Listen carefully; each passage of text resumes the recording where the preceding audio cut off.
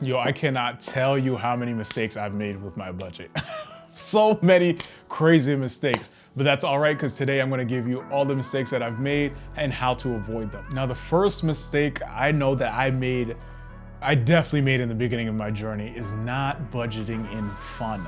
Now, we come into our budgets and our financial goals with such strong intentions. We're motivated, we wanna get out of debt, we wanna build a big emergency fund, we want to invest, but none of this happens overnight.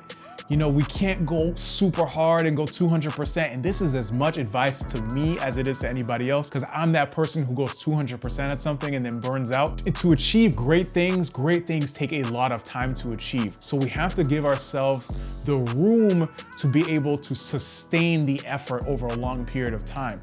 So I can't go 100% and cut out everything from my life. I don't eat out, I never buy a coffee out, I never hang out with my friends and have dinner or go on maybe a long weekend somewhere. I can't cut out all of those things. I can cut out some of those things, maybe the things I don't really care about, but I have to leave things in that I enjoy, that are not going to break the bank, because it can be a longer journey to achieve our financial goals. So we have to enjoy our lives along the way if we're gonna make it to that financial goal. So for me, I cut back on a lot of stuff. I think a lot of things that other people wouldn't be willing to, but one of the things that I always left in is I made sure I left enough to have a nice, enjoyable meal with my friends out every weekend. The second pro tip is making sure you have a specific goal in mind. And I know for me, that was easy because I was in $238,000 worth of debt. So that was a big motivator for me. That was the primary goal for me getting into my financial journey. But I think a lot of people maybe just feel bad about where they are with their money. They're in a lot of debt. They don't have a savings. They don't really invest, and they just don't feel good about it overall. So they're just doing a little bit of everything. And you really have to have a clear goal. You know, have a clear goal, and having a plan of what you want to do and where you want to end up is very important. So you know you're achieving something, because if you have something specific you're going to achieve, the likelihood of you achieving it ends up being very high. But if you have 20 different things you're trying to do at the same time, the likelihood of you achieving any of those things or even one of those things is much lower. If you don't have a savings, first thing you got to do is have a savings, from anywhere from $1,000 to maybe 1 month's worth of expenses. For me, that was a month's worth of expenses, because that's what was comfortable for me. Anything less than that, I couldn't sleep at night. But for other people, it might be a little bit less, but have something set aside so when something happens, when emergency comes along, you're not paying with a credit card or going further into debt. Have something set aside so that when things go wrong, you are prepared and you don't have to go into debt for it. If you have a savings set aside, I would strongly suggest get out of debt, get rid of those credit cards, get rid of the student loan, get rid of that home loan from Home Depot or whatever. Pay all of that stuff off, because as long as you have debt, every minute or hour that I'm working for somebody else. Because that money I owe them, the money that I'm making is not mine, because I owe it to them. So once you're out of debt, all the money you make, all the money that I make is mine. All the money that you make is yours. So when you're debt free, you work for yourself. Another one of the biggest mistakes that we've all made, and that I've made when the first half of my journey, is not having a very specific date upon which you plan to achieve that final goal. Now, for me, that was paying off my debt, once again, all of the debt. And I had a date in mind. And having that date in mind was very motivating for me, because it forced me to find ways to make sure I stay on track with that goal. So I got very savvy with saving money. I got very savvy with doing things myself that I might have paid somebody else to do when it's worth it, because there is times where it's worth paying a professional to do something. But I found so many ways to save. I found so many ways that I was more useful than I realized that I was, and I was paying a lot of money to other people that I really didn't need to. I found ways to save, and I found ways to make more money that I never thought of before if I didn't have that date in mind, because whatever I was usually doing would have pushed that date further out, and I didn't want to wait longer to achieve my goal. So I made sure I found a way to cut back any spending or the cost of anything, so that I can make sure I stay on track with that goal. So have a date in mind and do whatever you can to stay on track for that date. But know that it's not gonna be perfect. You might still have to push that out, but having the intention of hitting that goal, you're going to hit it sooner than if you just kept saying, I'll just push it out. The next mistake with budgeting is not subscribing to the channel and making sure you stay on top of all these free quick tips on how to improve your finances. The next big mistake that I know I've made so many times, I know my friends have made, a lot of people make, is that you don't hit your budget perfectly, and because I didn't hit my budget perfectly, I go way over budget. It's like that all or nothing mentality. It's like, let's say I gave myself an $80 budget for coffee this month, even though I don't really drink coffee that much. Because I went to $85, I get so mad at myself. I'm like, why did I do that? I knew I had a budget, I messed up. And you get down on yourself, and then you just give up altogether. So then you just start going out for coffee every day, $5, $7 every single day. And you go way over the budget. And by the end of the month, instead of hitting that $80, maybe just going a little over $85, $90, you spent $150 on, Starbucks or Dunkin' Donuts or whatever local barista, hipster, or coffee shop that you're in love with, and you hate yourself even more. And this is advice to me as much as it is to anybody else. If we go over a little bit over the budget, we have to accept that we're not perfect. We're not gonna hit the budget perfectly every time. And we can just go back and ask ourselves, okay, why didn't we hit the budget? Was there a week where I was really busy and I was working a lot of hours and I just felt too tired to maybe make my own coffee or skip out on it? So I needed a little bit extra that week. Was there a reason for that? And if there is, then okay, let's just think about how we can work on that for next month. Maybe I need a coffee maker, so a couple days out of the week, I'll make my own coffee or whatever. We have to start thinking along those lines of how we can do better, rather than just this all or nothing mentality that, just because we didn't hit it perfectly, that we shouldn't do it at all. Another mistake that we often make that I'm consciously becoming of myself is that we don't pay ourselves first.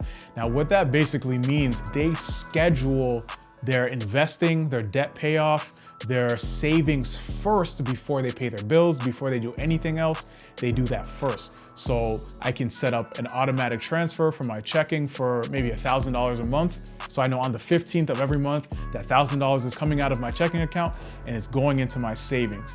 Now, from there, whatever I have left over, that's the money I'm gonna live off of. So that ensures that savings goal, that investing goal, that debt payoff goal is going to be achieved because it's a priority. But I know what I've done in the past, or what a lot of people do, is that they'll pay off everything first, their bills and their things that they enjoy doing and going out with friends and then drinking, and then whatever's left over after that, they take that and apply it towards their goal. If something is not a priority, it tends to not get done, or it doesn't get done as fast as if it would have, as if we made it a priority. So this is something I'm consciously doing now, is that I'm trying to schedule my investments, I'm scheduling my savings so that I make sure that it happens. Otherwise, it's just an afterthought. The next big mistake is not checking that budget regularly.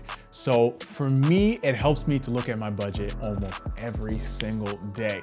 And to some people that's scary, but honestly, it's part of my morning routine. I get up, I have a set number of tabs that shows up on my Google Chrome. It's one of the first things. I just check it to see where I am, how much I've spent on maybe groceries or my gas or food or whatever, or restaurants or going out to eat. And then that lets me know how much money I have left for the rest of that month, so that I know that maybe I need to skip out on something this week. Maybe I need to cut back. Maybe I bought something that I didn't really need that put me over my budget, and I'm like, you know what? I don't really need this as much as I need to hit my financial goals. So I'm gonna return that thing that I don't really need. And if we are not checking our goals, if we're not checking our progress regularly, a whole month will go by between checking that budget, and then we're gonna look back and ask ourselves, what the hell just happened? It's a lot easier to just look for like 5 minutes each day, or maybe a few times a week, than it is to try to do it once a month and then try to hold ourselves accountable without knowing anything that's actually going on.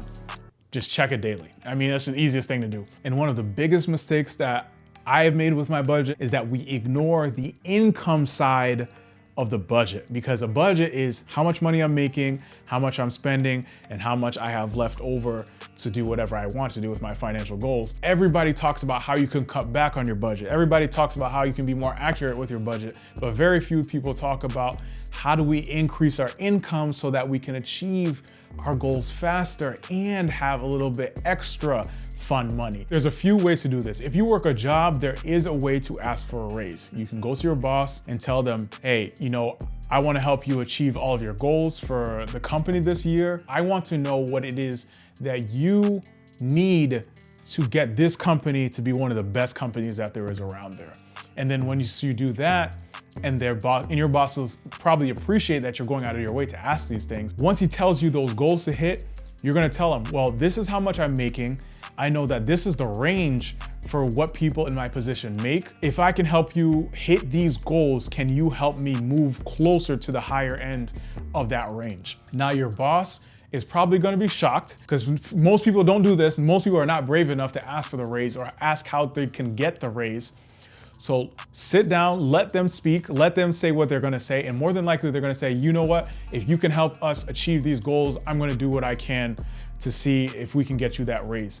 So make sure you go back, take the 3 to 6 months, hit those goals, go back to your boss and say, hey, you remember that conversation we had? These are the goals, we've met those goals, we've exceeded those goals, so I want to talk to you about getting that compensation that I asked about before.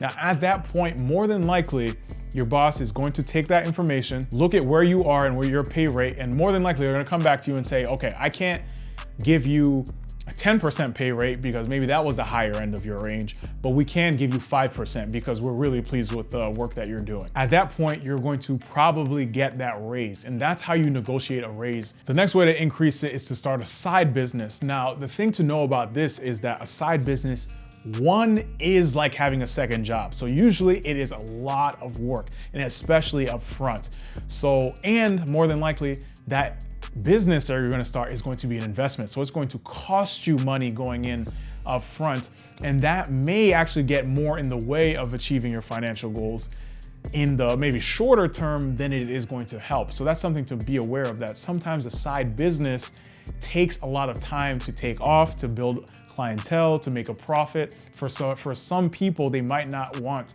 to delay their payoff date or their goals in order to build that. But the flip side of that is that having a successful business is scalable.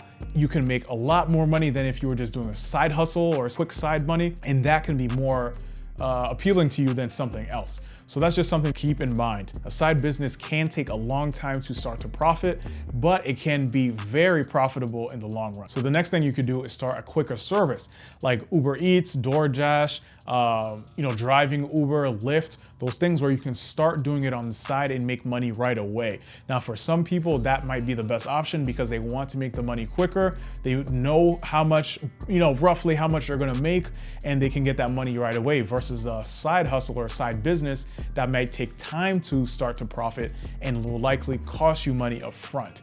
But for some people, that might be worth it to them to have that side hustle built up. And for some people, they just want it to be a temporary thing, or they just want it to be quick cash. So they just do Uber Eats or DoorDash or Lyft and make that money quicker. So know what it is that's going to work for you and have those things in mind when you're going into those side hustles to increase your income. So that's it for today. Thanks guys for watching. I hope that was helpful. If it was, subscribe so you can stay up to date with new videos. I appreciate you. I hope to see you soon. See you later.